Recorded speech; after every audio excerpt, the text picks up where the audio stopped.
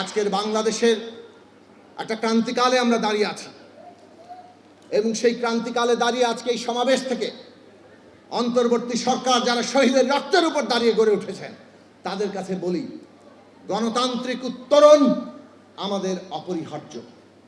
আর সেই গণতান্ত্রিক উত্তরণের জন্য বিচার, সংস্কার, নির্বাচন সবকিছুই অপরিহার্য।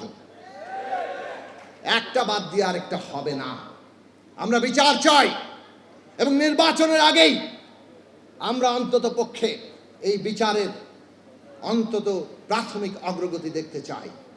শহীদেরা কুরে কুরে সেই অপেক্ষা করছেন, তাদের পরিবাররা সেই অপেক্ষা করছে, আহত যোদ্ধারা সেই অপেক্ষা করছে।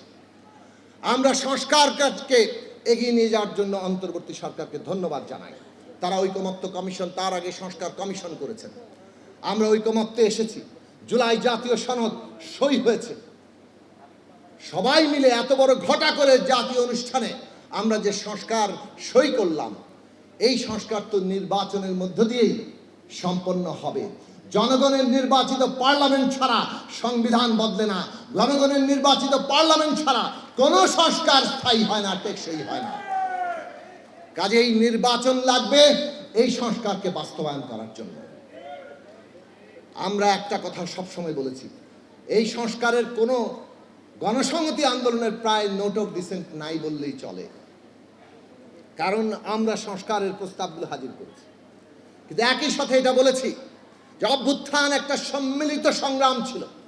কাজেই কোনো একটি একক দল যদি রাষ্ট্রের উপর কর্তৃত্ব কায়েম করতে চায়, সেটা মানুষের কাছে গ্রহণযোগ্য হবে না। সেটা বরং সংঘাতের সৃষ্টি করবে। আর ওই সংঘাতের জায়গা ফাঁক দিয়ে পতিত ফ্যাসিস্টরা, তাদের দেশি বিদেশি মিত্ররা, ওই শেখ হাসিনা ভারতে বসে আজকে এই অভ্যুত্থানকে ধ্বংস করে দিতে চাইবে। কাজেই আমাদের এমন কোনো পরিস্থিতি তৈরি করা ঠিক হবে না যে পরিস্থিতি আমাদেরকে ওই রকম একটা জায়গা করে দেয় যেখানে ফ্যাসিস্টরা আবার প্রবেশ করতে পারে।